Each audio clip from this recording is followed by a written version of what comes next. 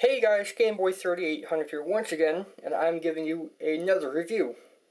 This time I'm doing something different, like another first time thing for me. I'm reviewing a graphics card. Not just any graphics card, one of the most powerful graphics cards on the planet. This is the GTX 980 Ti Hall of Fame LN2 Edition. One of only about 100 ever made, and it's out of stock everywhere except for I think one store in Taiwan, and you would need to pay X amount of dollars for because it's out of stock. So, what is the LN2 edition? Is it any different from the normal edition, or even any different from the reference card? And how does it compare against higher end cards like a Titan X or a Kingpin edition? Well, against a reference card, this has a base clock of around 1200 megahertz, like 1225. That is significantly higher than even a reference boost clock. Even like after it's like given good cooling and boosted up to 1100 or over that. This still is faster at the base clock. And then I found that even though this is advertised with a 1314 boost clock, this, overclocks itself up to 1430 megahertz with no overclocking acquired or needed. Required. There you go. That is insane. That is one of the highest core clock speeds I've ever seen on a GPU, let alone not overclocked at all. Speaking of overclocking, I got this card up to 1525 megahertz with zero overvoltage. That is incredible. Why is this on a board, you may ask? Well, it's just to show you what it would look like if it was actually installed in something, and to show you that it is more than 2 slots. So if you get this card, or any card like it, like the Zotac Amp Extreme Edition, you will have trouble installing it. Because not only is it really long, it's really wide too. I guess it's really American, even though it's made in Taiwan. So on the front plate here, you can see there's a button here. What does this button do? Well, this button forces max power, 120%.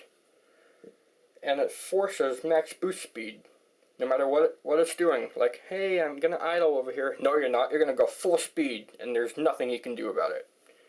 So if you somehow find yourself getting below 3000 frames a second, boom, now you can. And let's get this card out of here, because this is an inferior system. Only a 2nd gen Core i3, wasn't it? Get out of here.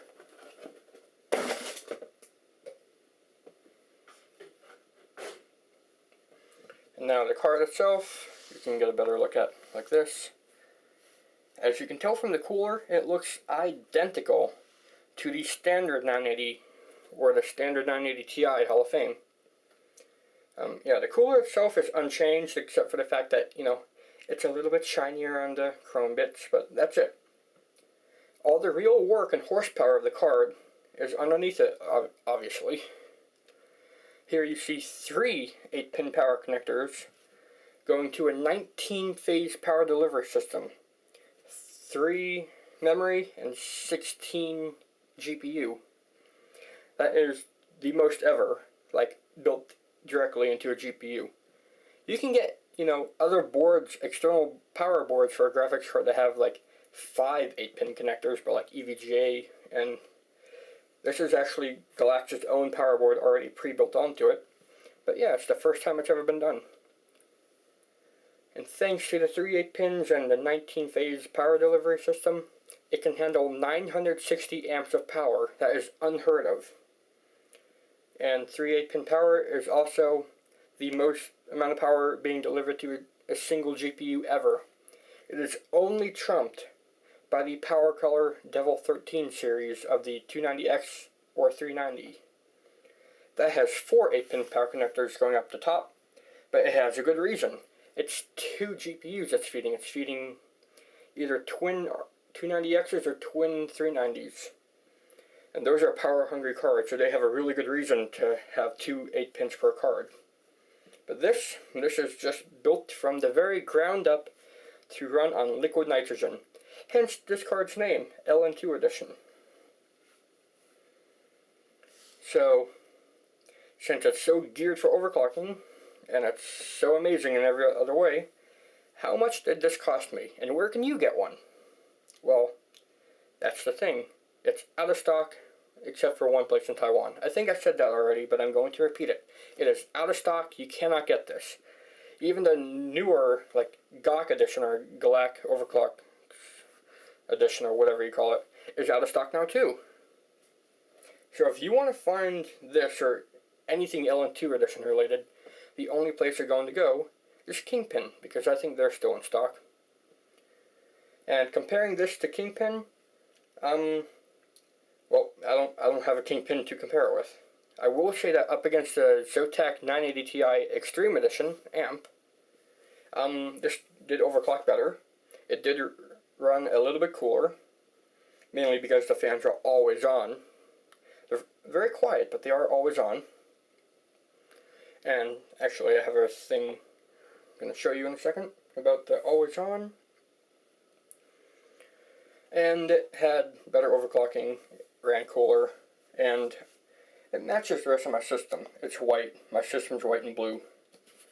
And that's really the reason why I traded out my Zotac card, that was black and orange, for another card. You will see that coming soon. I trust you can trust me. There we go. I pulled out of the hat something there. But this card, if you saw any of my raw testing footage, you will see that it was actually extremely good in all the testing. At 1080p, 100 frames over easily on everything.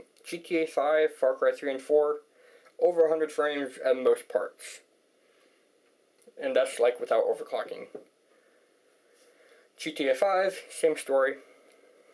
At 1440p, it was constantly above 60, like 70s to 80s when not recording. When recording, I was getting locked 60. I guess that's because there was a limit of the recording software. And then 4K, 60 FPS, like overclocked, full 60. Even on high and ultra settings. So this is an amazing card that overpowers even a Titan X that is priced even more expensively than this.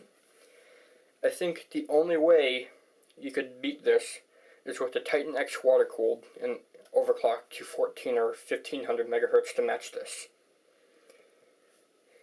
Or you could get a Kingpin. I don't know. I don't know what money you have. I don't know what your bank account's like. Don't judge. And other than that, I'm going to wrap this up by saying you have voltage pinouts and more connectors back here so that you can get all the information you need to know when overclocking with LN2. As for the I/O, it's standard except for the button. I think you expected that. It's got 3 DisplayPort, 1 HDMI, and DVI-D. And there's 1 or 2 pieces of criticism I have. That is that the power button here sticks out some, and it is kind of a pain to get in the case because you have to press it in, and then you can forget it's pressed in and it's in full power mode and you have to reach around behind the case. It's annoying. But if you're using this for LN2, it's right here on the bench. You press it in, it's good to go. And when you're done, you take it out. Next is, why are the PCIe connectors like this? It makes it a 12-inch card already like extremely big and hard to fit in any kind of case. Even longer, like 13 inches. It barely fits in my Ultra Tower Phantom case from NZXT. And then my last personal complaint is, why are the boxes so similar? Here's the standard 980 Hall of Fame box. Now here's the standard, well, I guess unstandard, 980 Ti Hall of Fame Edition box. They are virtually identical. The only difference being, it's got a different label right there. Like, you could at least try better to give the person who spent $900 on a video card a better experience. I know with Kingpin and other high-end cards that it likes to present itself as a work of art and a true piece of performance in computing. This is presented as any other graphics card. The only thing that comes with it that's really unique is a door handle. or in this case, this gamer mat, and a Galax t-shirt. The standard Hall of Fame is even less exciting, getting only the manual, only some video adapters, and some power adapters. That's it. It's handled no differently, even though the card itself is super flashy. But, yeah, personal complaint. If you can get around that and can somehow find these, recently I saw 2 pop up on eBay, but only because the person that got them had 4 Titan X's and just wanted to test these, so he was showing them off. Actually, only time I'm really going to be able to reasonably get these.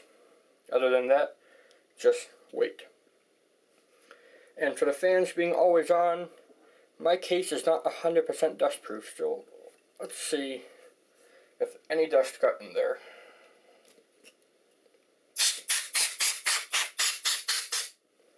I saw none.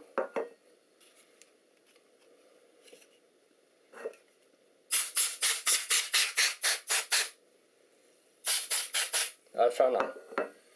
So, okay. I guess these are the dust-proof fans where they spin backwards when you first turn it on because there's no dust after running it for about a month and a half in my system. So, Ln2 Edition. If you can find it, great card. Although, the next best thing you can reasonably get, if you want it to be from Galaxy or Galax or whatever they call it now, would be the standard Hall of Fame Edition. They have a deal now where they include a free 240 gig SSD. So go for that while it's still up, if you want to get this, or any Galax card. If you enjoyed this review, then please like, favorite, comment, and subscribe. Yep, thanks, Game Boy out. See you next time.